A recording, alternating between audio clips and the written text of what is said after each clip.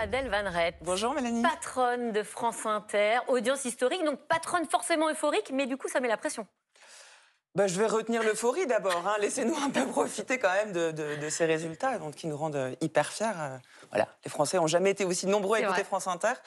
Et même à écouter une radio tout court de ces 20 dernières années. Donc ce record absolu, il nous met en joie, évidemment. Pour l'instant, vous dégustez On déguste et fierté, parce que c'est une radio publique qui réussit cet exploit-là. On va décrypter d'ailleurs. Double fierté.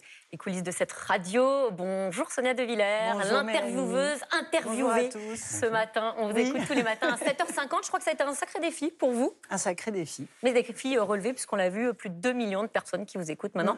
Tous les matins, on va y revenir dans cette émission spéciale à l'occasion des audiences radio, qui sont des audiences très importantes. Très importantes parce qu'en avril, justement, c'est une photographie assez globale de la santé des radios en vitesse de croisière. Et surtout, ça va vous permettre de prendre des décisions pour l'année prochaine. Recrutement, suppression, mercato. Et donc, c'est un chiffre très important. Alors, ces bonnes audiences, vous dites ouf, hurrah ou restons calmes? Il y a encore du boulot. Les deux. Surtout, je veux préciser par rapport à ce qu'on vient de voir, c'est dans l'intérêt de toutes les radios que toutes les radios se portent bien. Parce que c'est ce que dit la conclusion de ce qu'on a entendu. Oui, effectivement, il y a de moins en moins de personnes qui écoutent la radio et ça, c'est pas une bonne nouvelle. Donc, au-delà du fait qu'il y ait premier, qu'il y ait deuxième, qu'il y ait troisième, c'est vraiment un intérêt commun que les gens puissent continuer à écouter la radio, qui vit une sorte de révolution. On n'écoute plus la radio comme on l'écoutait avant. Enfin, je sais pas combien de personnes ont un transistor chez elles.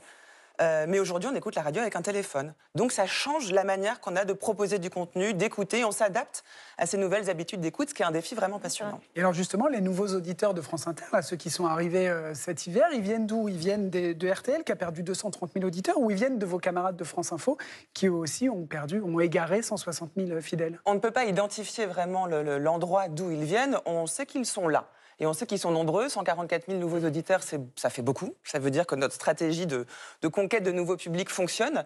Ça veut dire aussi qu'on ne s'adresse pas toujours aux mêmes. Et ça, c'est vraiment...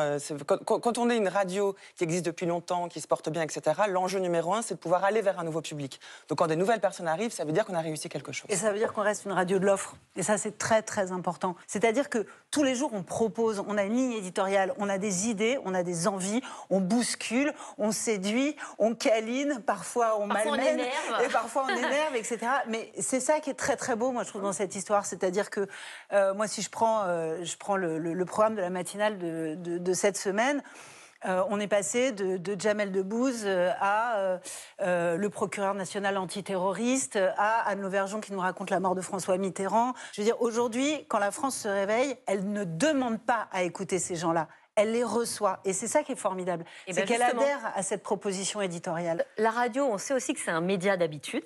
Alors, est-ce que finalement, c'est compliqué de se renouveler sans bousculer le public? Surtout quand on a des audiences au top comme vous et que finalement, le défi est vertigineux de changer. C'est tout l'intérêt de la radio. C'est que c'est un média d'habitude, vous le dites, et Nicolas Demorand le dit très bien. Voilà, on est là avec toute l'humilité qui le caractérise. Non, trivialement, on est là pour donner l'heure, comme si c'était son rôle se limitait à ça.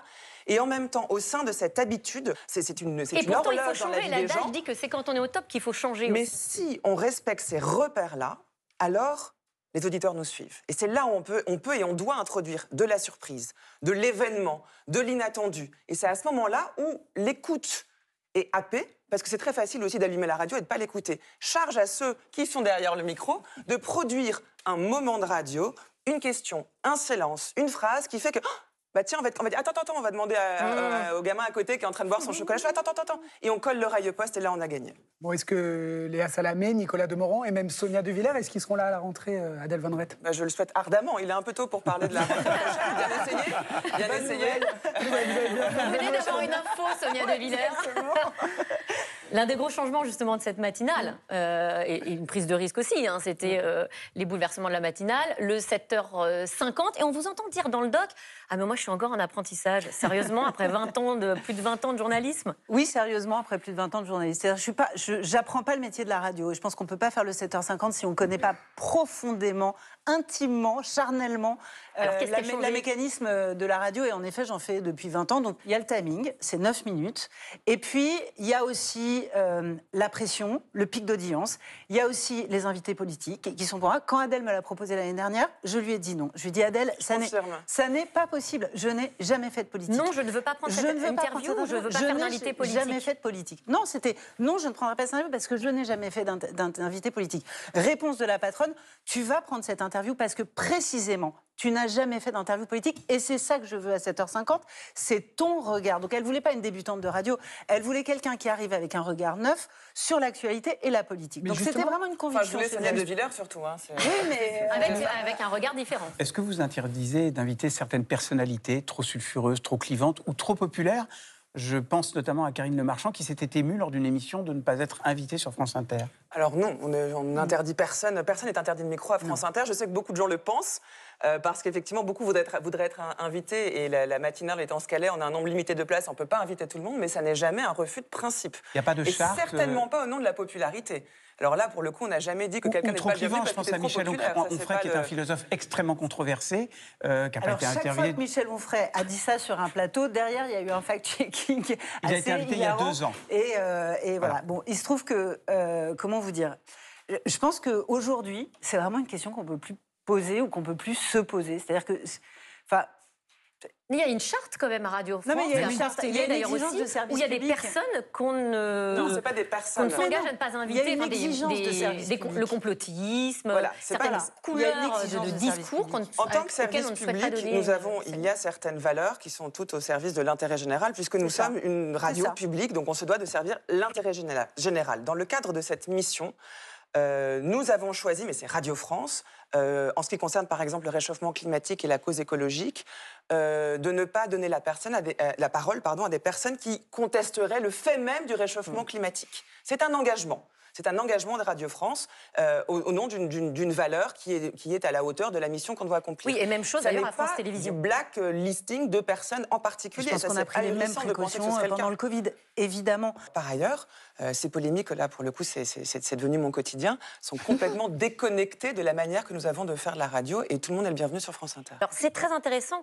parce que quand on parle du nombre d'auditeurs, de nombre de personnes qui écoutent de moins en moins la radio dans sa globalité, est-ce que le podcast finalement c'est pas la clé ?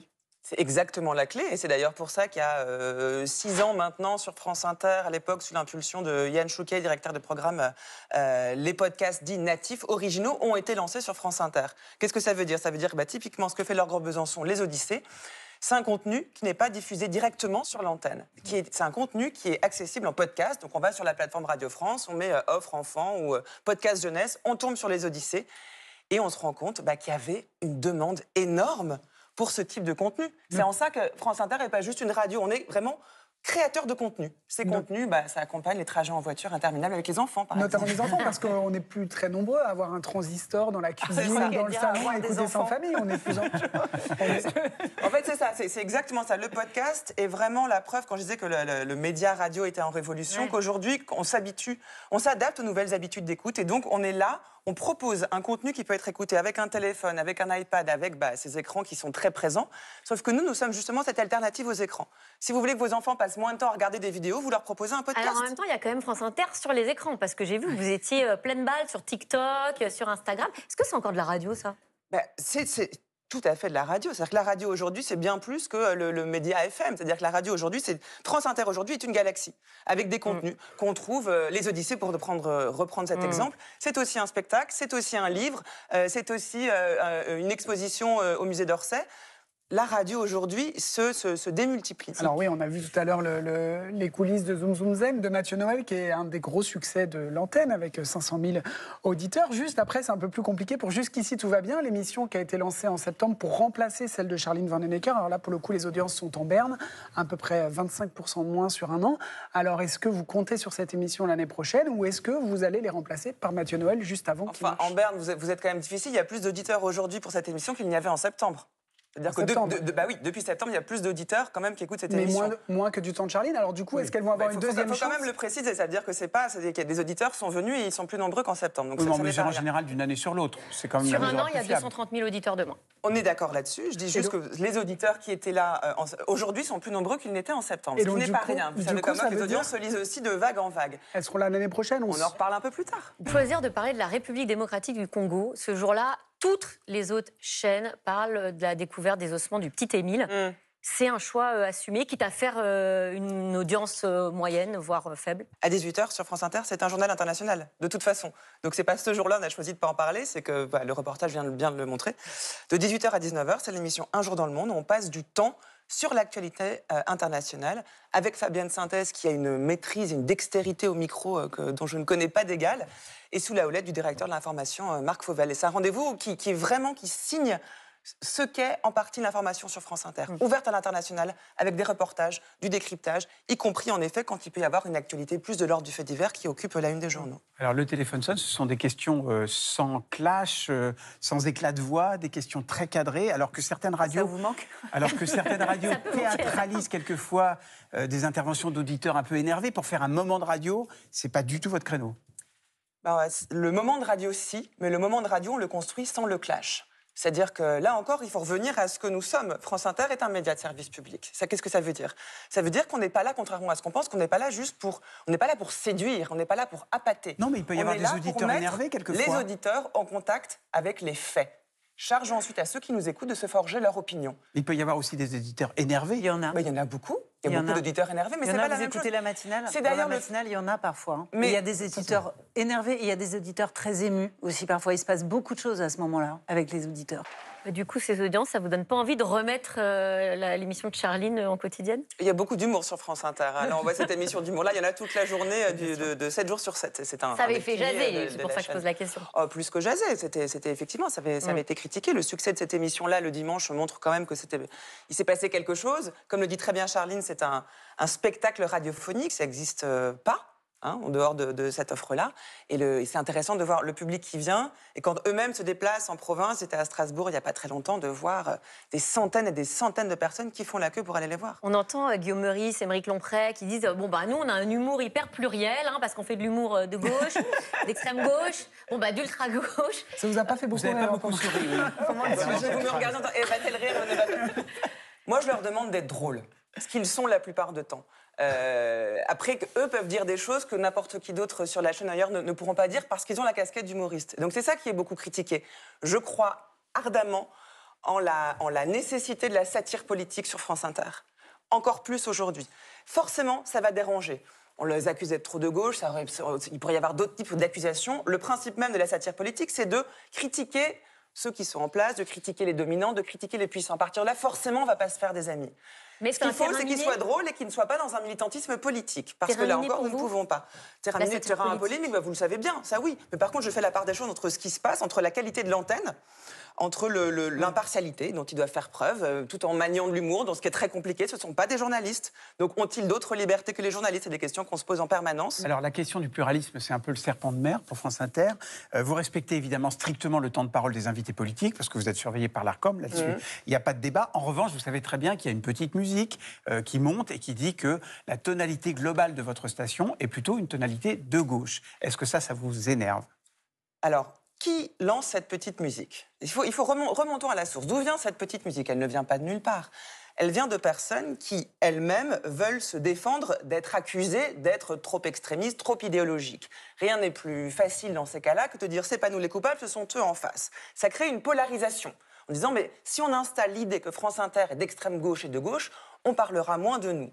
En fait, cette accusation qui consiste à dire que France Inter serait trop à gauche, c'est comme un miroir tendu vers les gens qui lancent cette accusation. Ça renseigne plus sur eux-mêmes et leur besoin d'exister que sur nous qui n'avons vraiment pas besoin de ça pour exister. On se concentre sur ce qu'on fait, les chiffres sont là, ça montre qu'on le fait bien. Vous ne les avez pas nommés, mais tout à l'heure vous parliez de médias qui vous critiquent régulièrement. Il s'agit de CNews, du Journal du Dimanche. Encore le week-end dernier, le Journal du Dimanche critiquait vos camarades de France Info en leur reprochant de faire du CNews Light. C'était pas un compliment.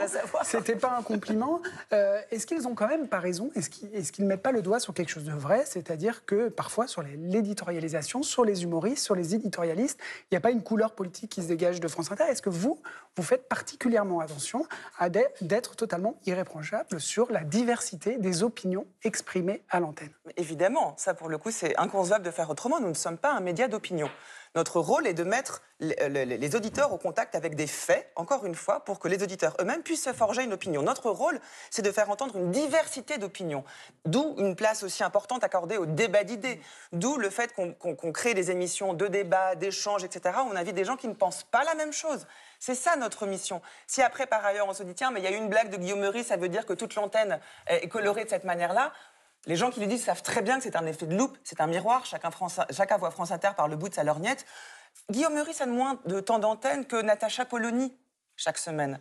Guillaume Meurice a moins de temps d'antenne que des personnes qui sont dans les débats tous les matins où on entend des personnes qui sont loin d'être des militants. Et par ailleurs, je peux quand même vous dire que tous les humoristes n'ont pas tout à fait le même profil, pas le même âge, pas les mêmes origines sociales. C'est assez génial, moi, je trouve, dans l'augmentation du temps de parole des humoristes et leur multiplication sur l'antenne de France Inter, c'est qu'on a vu arriver des gens de toutes parts, de tous les âges, de tous les milieux sociaux. Sonia De Villers, je voudrais quand même revenir sur la notion d'impartialité. Oui. Est-ce que vous êtes particulièrement attentive dans vos interviews le matin, justement, au ton que vous employez, notamment quand vous recevez des personnalités politiques dont vous ne suivez pas du tout la façon de penser? Oui. Est-ce que c'est difficile? Absolument. D'abord, je peux vous dire que maintenant que je suis à l'intérieur de la machine de la matinale et que j'ai des réunions bi-hebdomadaires avec Aden Van Rett et avec Marc Fauvel, notre patron de l'info, je peux vous dire que c'est un souci balancé, équilibré. Enfin, je veux dire, le choix des invités de la matinale, parce que les voix frappent énormément. Qui on n'invite pas, ça frappe énormément.